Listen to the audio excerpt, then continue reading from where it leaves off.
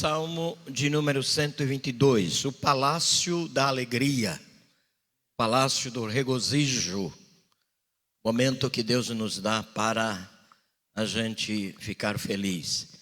Hoje o dia parou em comemoração à padroeira, não é? E quando a gente liga a televisão, ou tem religiosidade ou tem crime.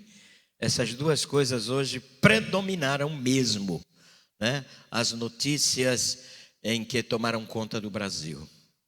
Alegrei-me quando me disseram: o quê? Vamos à casa do Senhor. Pararam os nossos pés junto às tuas portas, ó Jerusalém.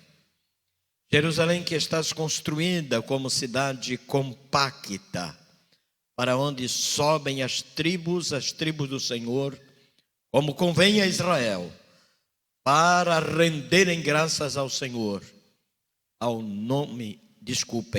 para renderem graças ao nome do Senhor. Lá estão os tronos de justiça, os tronos da casa de Davi. Orai pela paz de Jerusalém. Sejam prósperos os que te amam. Reine paz dentro de teus muros e prosperidade nos teus palácios. Por amor dos meus irmãos e amigos, eu peço, haja paz em ti. Por amor da casa do Senhor nosso Deus, buscarei o teu bem. Amém, amém e amém. Portanto, o nosso tema desta noite, meus amados irmãos, já está descrito aqui.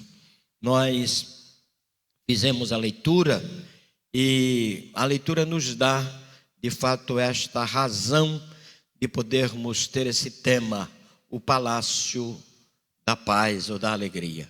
Nós vamos falar do palácio da paz.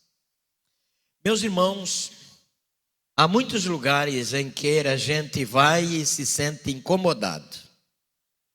Por exemplo, cemitério. Cemitério é um lugar não muito agradável. A gente vai, se confraterniza com aqueles que choram, lamenta também, apresenta nossos pêsames, dá uma palavra de conforto à família que ficou em lágrimas, em saudades, em perda.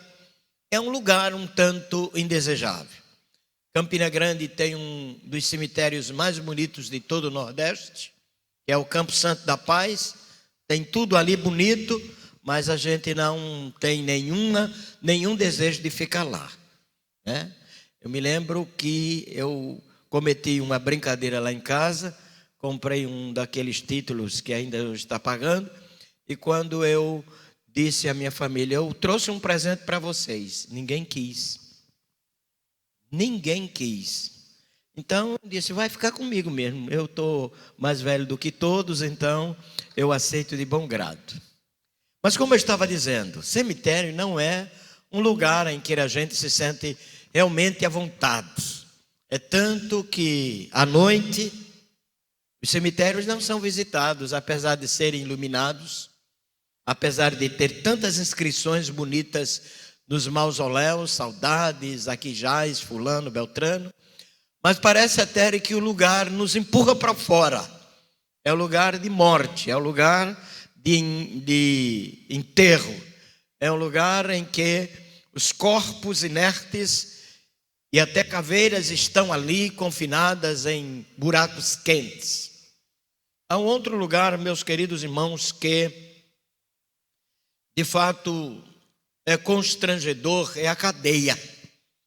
Quem vai visitar a cadeia, mesmo que vá visitar um ente querido, um filho, um pai, um marido, uma mulher, vai constrangido.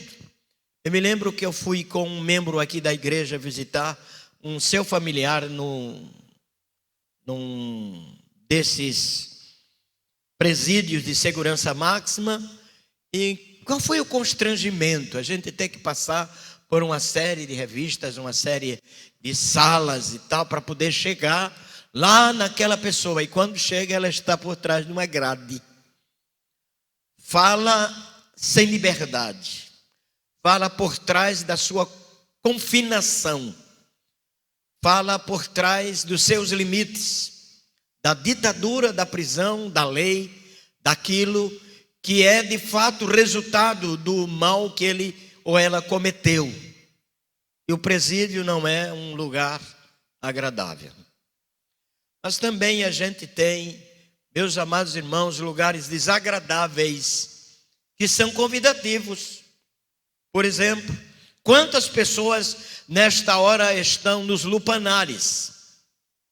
Isto é, nas casas de prática sexual. E na minha linguagem é lupanar. É um lugar em que muita gente deseja. Porém, a maioria absoluta, consciente, não gostaria de ir lá. Porque é um lugar excluso, onde as pessoas vão simplesmente investindo um pouco na esperteza para se esconder de alguém. E é claro, meus amados irmãos, que os lugares onde, na beira de estrada ou em quaisquer outros lugares bem escondidos, estão para servir a uma população livre, a uma população descompromissada com a moral e alguns outros pretextos da vida. Esse lugar não é agradável, mesmo sendo convidativo para muitos, mas é desagradável. Os lugares que são desagradáveis, eles são constrangedores, porque a qualquer momento algum incidente, alguma adversidade pode acontecer. E nós, os seres humanos, apesar de sermos estes elementos pecadores, cheios de defeitos, mas ainda guardamos determinadas reservas que ditam, que apontam, que estão de fato colocando o nosso bem como elemento de uma grande oportunidade para viver. E os lugares constrangedores são aqueles inconvenientes.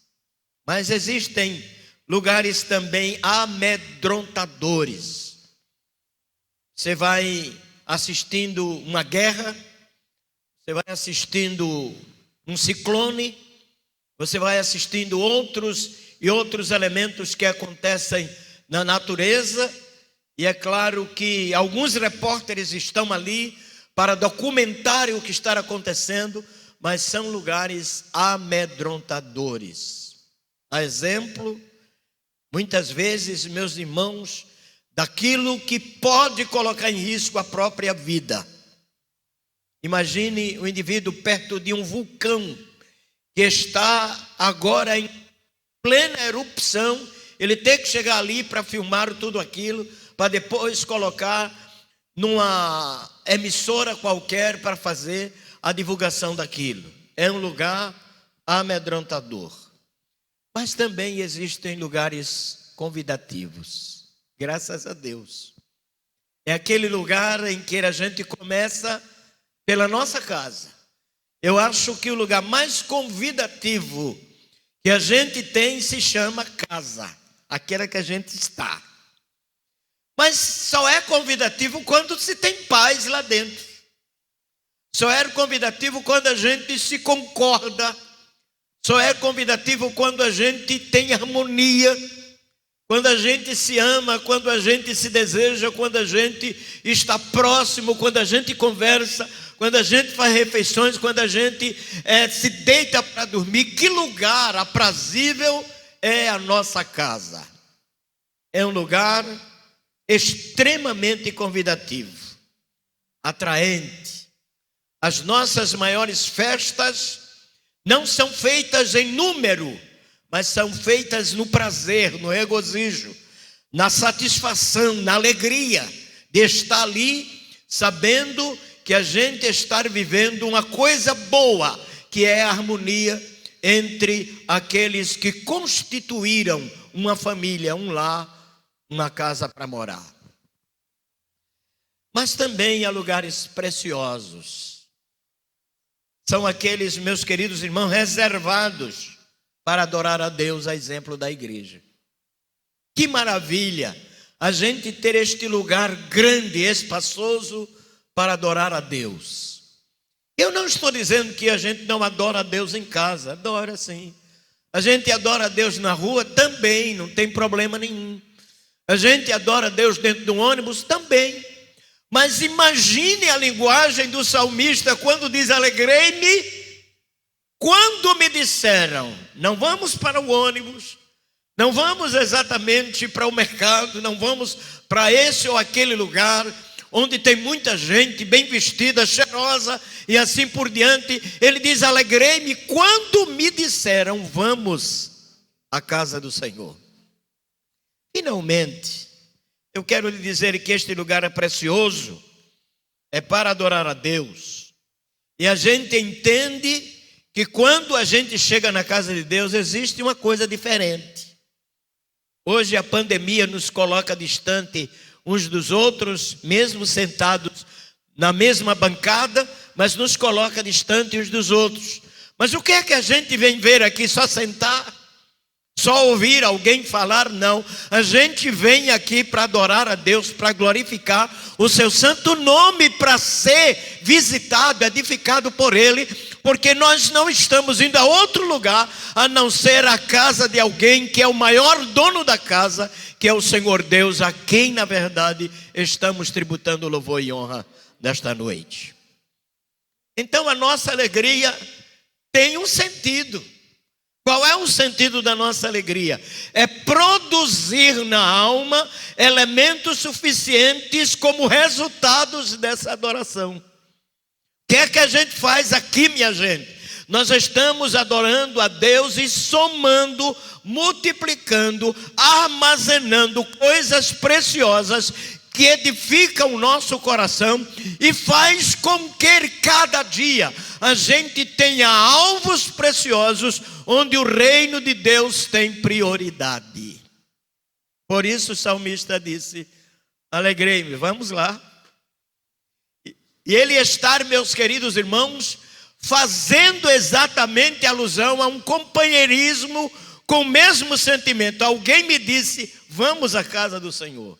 É um companheirismo com o mesmo sentimento, com o mesmo desejo, com o mesmo alvo, com a mesma atitude, com a mesma sensibilidade. E como isto é bom, porque eu extraio de quem me convida a ir à casa de Deus uma indicação das melhores do dia inteiro. Alguém pode me convidar a ir ao palácio do governo, isso é privilégio. Alguém pode me convidar a ir ao palácio do presidente da república, isso é um privilégio. Mas qual é o palácio melhor do que o palácio de Deus? Nenhum. Você que viaja muito ao Rio Grande do Sul, aquela terra bem bonita, né? Quando chega ali na época do Natal, é um encanto. Mas eu duvido que lá tenha anjos. Mas eu duvido que lá tenha graça de Deus. É apenas uma cidade. É apenas um lugar brilhante, simplesmente por causa das luzes. As luzes se apagam e Porto Alegre é igual a Campina Grande, é igual a qualquer bairro da nossa cidade. Mas eu duvido o céu se apagar. Eu duvido, meus queridos irmãos, os anjos se ausentarem dos céus. Eu duvido que a graça preciosa de Deus, que enriquece as nossas almas, esvaziar o céu. Pelo contrário, o céu está cheio da sua glória. Aleluia, aleluia, aleluia. Então, o que é que eu tenho aqui no chamado Palácio da Paz ou no Palácio da Alegria? Eu tenho um convite em que o desenrolar do Salmo descreve como isto acontece. Pararam os nossos pés junto às tuas portas, ó Jerusalém. Essa é a primeira descrição. O que é que o salmista está dizendo aqui? Pararam os nossos pés ante as tuas portas, ó Jerusalém. Ele está dizendo, meus queridos irmãos, que Jerusalém é a capital da alegria, é chamada a cidade de Deus, e os pés que nela pararam são pés considerados privilegiados e santos, porque estavam de fato no lugar onde Deus escolheu para o estrado dos seus pés. A gente sente assim, este privilégio glorioso em o Senhor estar trazendo a inspiração deste salmo através de Davi, para que a gente entenda como é na verdade glorioso estar vivendo o privilégio de estar na cidade mais honrada do mundo, que é Jerusalém. Lá mais à frente ela é chamada de Sião. Lá mais à frente ela é chamada de cidade de Deus. Ela é chamada do lugar onde o estrado dos pés do Senhor e dos seus anjos estão ali 24 horas ininterruptamente por toda a eternidade. Aí o salmista diz que Jerusalém está construída como cidade compacta. E a gente diz, mas Jerusalém muitas vezes não foi invadida, mas Jerusalém muitas vezes não foi saqueada. Jerusalém, lá meus queridos irmãos, no Salmo 137, não foi invadida e as suas casas foram queimadas, destruídas, e o seu povo foi varrido e foi embora para a Babilônia. E agora, por que o salmista está dizendo que os seus pés estão na verdade ali felicitados, alegres, porque estão dentro de Jerusalém? É porque apesar do combate do reino do mundo e das trevas e do próprio pecado de Israel, que muitas vezes entraram em Jerusalém, nunca, absolutamente nunca, chegou a vencer a realidade da proteção do Senhor. Apesar de haver tantos transtornos, Deus sempre deu um jeito para que o povo reconstruísse Jerusalém. E a gente fica feliz, sabe por quê?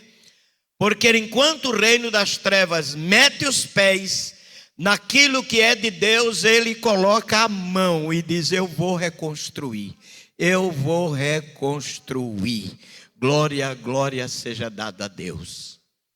No verso de número 3 de Jerusalém, que estás construída como cidade compacta, para onde sobem as tribos do Senhor. Ele está dizendo que a reunião dos santos sempre acontecia na direção de Jerusalém. O que é que nós estamos fazendo aqui? Os crentes estão marchando para Jerusalém eterna. As nossas destruições, as nossas invasões vão ficar para trás. O inimigo vai ver um dia em que o Senhor dirá: ninguém toca na Jerusalém que eu construí, que vai descer dos céus e vai ficar aqui na terra. Por esta razão, meus amados irmãos, hoje o nosso coração tributa a Deus felicidade quando a gente ler o Salmo de número 122. O que é que ele apresenta em linhas gerais? Ele apresenta o regozijo na companhia de adoradores. Vamos à casa do Senhor. Isso quer dizer, existe uma palavra de incentivo, dizendo: você está desanimado, mas vamos à casa do Senhor. Você está passando por adversidade, vamos à casa do Senhor. O que é que vai acontecer lá? A Bíblia diz: na presença do Senhor há fartura de alegria. Isso quer dizer que eu vou na casa do Senhor. É bem possível que lá só tenha 2 ou 3, mas Jesus diz assim: eu estou no meio deles. Glória a Deus. Pode ter 2 ou 3, não importa. Se tiverem no mesmo espírito, o Senhor está no meio deles. Agora, se tiver cheia e não tiver no espírito, é bem possível que o Senhor diga: eis que eu estou à porta e bato. Se alguém abrir a porta, eu vou entrar. Às vezes a gente pensa que a multidão é o que atrai a presença de Deus. Não é. O que atrai a presença de Deus é a sinceridade de quem está louvando a Deus, de quem está colocando o seu gozo nas mãos, a sua sinceridade, digo, nas mãos de Deus. Portanto, por que razão esta alegria? É porque surge, meus queridos irmãos, a alegria, porque eu tenho a companhia de outros adoradores que estão com o mesmo sentimento e com o mesmo coração. A gente entra aqui, esse pouquinho de irmãos, na terça-feira, na quinta também, na quarta tarde tem muito mais. A gente diz, meu Deus, muda o coração do povo. É verdade que a gente precisa, meus irmãos, ter mais gente. É verdade. Isso é uma questão nossa. Mas eu posso lembrar de uma coisa, em que nunca a gente vem para o culto e fica sozinho. Eu tenho certeza absoluta que a Bíblia diz assim, o anjo do Senhor acampa-se ao redor do que o teme e o livra. No mínimo nós vamos ter a visita angelical para nos ajudar a termos regozijo na companhia daqueles que vieram para adorar ao Senhor. Segundo lugar, é um lugar de regozijo na imperdível oportunidade que temos. Não fique em casa, é você que eu estou falando, não fique em casa, dizendo, eu estou aqui bem quietinho, eu já me acostumei com as lives, com as transmissões, elas são tão boas que eu me alegro também. Mas a Bíblia diz uma coisa, ó quão bom e quão suave é que os irmãos vivam em união. A Bíblia diz, alegrei-me quando me disseram, vamos à casa do Senhor. A Bíblia diz que o ajuntamento na casa de Deus, na presença de Deus, produz comunhão, produz alegria, produz desprendimento, produz bênção, porque a gente começa, meus irmãos, a entender também aquilo que alguns precisam e que eu posso ser canal abençoador da vida daqueles irmãos. Em terceiro lugar, o texto me diz que a casa de Deus é lugar de regozijo por encontrar a companhia, ou companheiros com o mesmo sentimento. A gente não veio aqui simplesmente aproveitando a mesma oportunidade, mas a gente veio aqui com o mesmo sentimento, orar. Quem ora geralmente é intercessor. Eu não conheço ninguém que ora sem ser intercessor. Eu não conheço ninguém que ora sem acreditar no que Deus pode fazer. Se alguém ora sem ser intercessor e não acredita naquilo que Deus pode fazer, não está orando, está rezando, está falando alguma coisa de ordem religiosa, menos orando. Portanto, a casa de Deus é lugar de regozijo na companhia de adoradores, é regozijo numa oportunidade imperdível, e é regozijo por encontrar companheiros que alimentam o mesmo sentimento. Mas também, meus queridos irmãos, é regozijo pelo destaque do ajuntamento. A gente chega aqui às vezes carregado de tristeza. Aí um irmão diz uma coisa, outro diz outra, e a gente começa então a ser coberto pela graça de Deus, pela presença do Senhor, por uma mensagem cantada, alguém deu uma palavra, alguém intercedeu, e quando a gente sai daqui, já sai maneiro, aliviado, glorificando a Deus, porque o lugar é exatamente para proporcionar esses resultados benéficos em nossas vidas. Mas ainda, o nosso regozijo, meus irmãos, é pelo local do ajuntamento, não apenas pelo destaque do ajuntamento. Se a casa é de Deus, então ela não é minha. Se a casa é de Deus, é do melhor dono do universo, é do dono do universo. Se a casa é de Deus, ela é muito mais honrosa do que todos os palácios do mundo. Eu me lembro que eu tive a oportunidade de ir à Inglaterra e vi aqueles palácios muito suntuosos e tal, etc. Eu fiquei ali olhando como aquelas construções levaram anos para serem terminadas, com detalhes, com coisinhas e tal. Eu digo, mas meu Deus do céu, isso nem se compara àquilo que eu vou viver lá no céu com Jesus. E ele não fez esse negócio em anos e anos e anos. Ele disse, haja, e tudo aconteceu. Dá para imitar o que Deus fez? Não, não dá. Por último, meus queridos irmãos, o texto diz assim, que este lugar também é lugar de oração e é lugar de contrição. A gente ora e se firma, a gente ora e guarda, a gente ora e se alimenta, a gente ora e cresce, a gente ora e Deus faz, a gente ora e vê resultados. Por isso é que nós estamos aqui. Você estava dizendo, eu pedi oração à igreja, orei, e quando fui fazer o exame, o médico disse, olha, se for embora, não tem mais nada aqui, tudo bem. O que é que a gente tem da casa de Deus? Meus irmãos, Deus nos oferece a oportunidade de sermos abençoados. A gente não somos abençoados quando a gente fecha o coração. Quando a gente já está vivendo a nossa ideia, o nosso propósito. Eu só creio se for assim, eu só quero se for desse jeito, e assim por diante. Aceite o que Deus quer para a sua vida. Viva o que Deus quer para o seu coração. Regozije-se no Senhor. A Bíblia diz que há fartura de alegria quando nós estamos na casa do Senhor ou na presença do Senhor. Portanto, irmãos, deixem-lhes dizer, em último lugar, o que isto me leva a pensar. Um certo irmão, por nome Walford Shedd, ele passou a viver uma das maiores experiências da vida.